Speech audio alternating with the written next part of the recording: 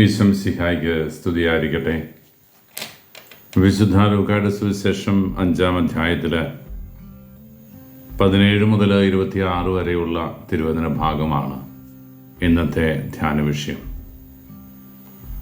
തളർവാത രോഗിയായ ഒരു മനുഷ്യനെ ഈശോ സുഖപ്പെടുത്തുന്നു. കഫർനാമിലെ ഈശോയും ശിഷ്യന്മാരും വസിച്ചിരുന്ന ഭവനത്തിൽ അനേകം പേര് തടിച്ചുകൂടിയപ്പോൾ അവിടേക്ക് തളർവാത രോഗിയായ ഒരുവനെ കിടക്കയിൽ എടുത്തുകൊണ്ടുവന്ന അവൻ്റെ കൂട്ടുകാർക്ക് രോഗിയായ അവനെ ഈശോയുടെ അടുക്കൽ എത്തിക്കാൻ മാർഗമുണ്ടായിരുന്നില്ല. കാരണം അത്രയ്ക്ക് ജനക്കൂട്ടമായിരുന്നു അവൻ്റെ ഭവനത്തിന് ചുറ്റും. അവർ ചെയ്തത്, അവർ പുരമുകളിൽ കയറി ഓടിളക്കി ആ വിടവിലൂടെ അവനെ താഴേക്ക് ഇറക്കി. ഈശോ അവന് സൗഖ്യം കൊടുത്തു. സൗഖ്യം കൊടുക്കും മുമ്പ് ഈശോ അവൻ്റെ പാപങ്ങൾ മോചിച്ചു. ഈ സംഭവം ഫരിസേയരും നിയമജ്ഞരും വലിയ പ്രശ്നമായിട്ട് ഏറ്റെടുക്കുകയാണ്. പ്രിയപ്പെട്ടവരെ, ഈ വചനം നമ്മുടെ മുമ്പിൽ ഉയർത്തുന്ന വ്യത്യസ്തമായ 2-3 ചിന്തകളുണ്ട്. കുറേയേറെ വ്യക്തികൾ അവരുടെ സ്വഭാവത്തിൻ്റെ പ്രത്യേകതകളാൽ നമ്മുടെ ചർച്ചയ്ക്ക് വിഷയമാവുക. ഒന്നാമത്തേത്, തളർവാത രോഗിയെ ഈശോയുടെ അടുക്കിലേക്ക് കൊണ്ടുവന്ന അവൻ്റെ കൂട്ടുകാരുടെ വിശ്വാസം.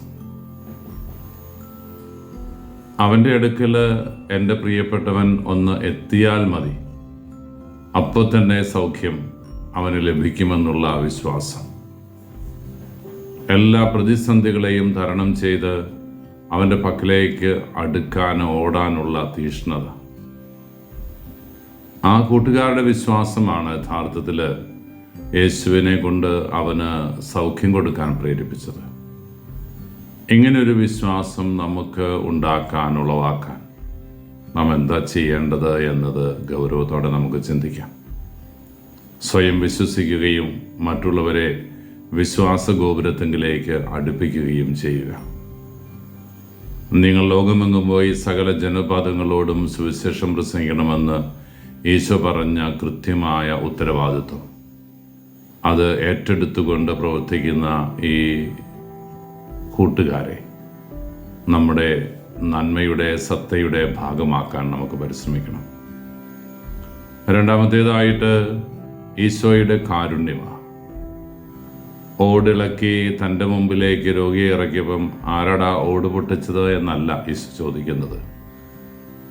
അവന് സൗഖ്യം കൊടുത്ത് അനുഗ്രഹിക്കുകയാണ്.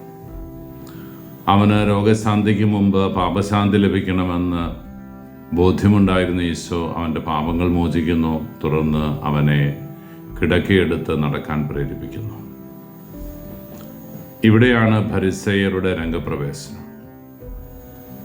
ഈശോ അവന് സൗഖ്യം കൊടുത്തതിൽ അത്ഭുതമോ സന്തോഷമോ ഒന്നുമല്ല അവരുടെ മുമ്പിൽ നിഴലിക്കുന്നത്. അവർക്ക് 2 കാര്യങ്ങളുടെ കുറ്റാരോപണം നടത്താനുണ്ട് ഈശോയ്ക്കെതിരെ. ഒന്ന്, ദൈവത്തിനല്ലാതെ മറ്റാർക്കും മോചിക്കാൻ അധികാരമില്ലാത്ത പാപത്തെ ഈശോ മോചിച്ച് പാപമോചനം നൽകുന്നവനായി മാറി. ദൈവത്തിനല്ലാതെ മറ്റാർക്കാണ് പാപങ്ങൾ മോചിക്കാൻ അധികാരമുള്ളത്? രണ്ടാമതായിട്ട്, തളർവാത രോഗി അന്ന് സാബത്ത് ദിവസം കിടക്കയും എടുത്ത് നടന്നത് അവരുടെ ചർച്ചാ വിഷയമാവുക. അങ്ങനെയൊന്നും പാടില്ല.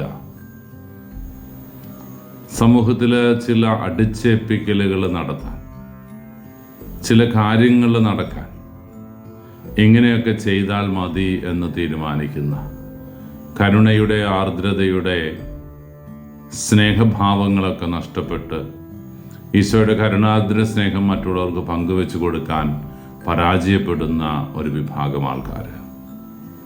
നൈയാമികതയുടെ തലത്തിൽ മാത്രം ബന്ധങ്ങളെയും മനുഷ്യരെയും നോക്കിക്കാണാൻ ശ്രമിക്കുന്ന ഒരു വിഭാഗം ആൾക്കാർ.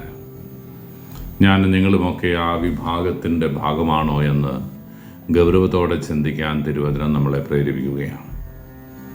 മറ്റുള്ളവരെ വിമർശിക്കാൻ വേണ്ടി വിമർശിക്കുക, അതിൻ്റെ പിറകിലുള്ള നന്മയും നല്ല ഉദ്ദേശങ്ങളും പരിഗണിക്കാതെ അവരുടെ നേരെ കുറ്റാരോപണം നടത്തുന്നതിന് എന്ത് പഴുതാണ് ഉള്ളത് എന്ന് അന്വേഷിച്ച് നടക്കുന്ന ഈ ജനം, ഫരിസേയരുടെ നിയമജ്ഞരുടെ ഒരു വിഭാഗം, അവൻ എന്നിലും നിങ്ങളിലും ജീവിക്കുന്നു എന്നതാണ് ഈ ദിവസത്തിൻ്റെ, ഈ വചനത്തിൻ്റെ ഭയപ്പെടുത്തുന്ന രൂപം.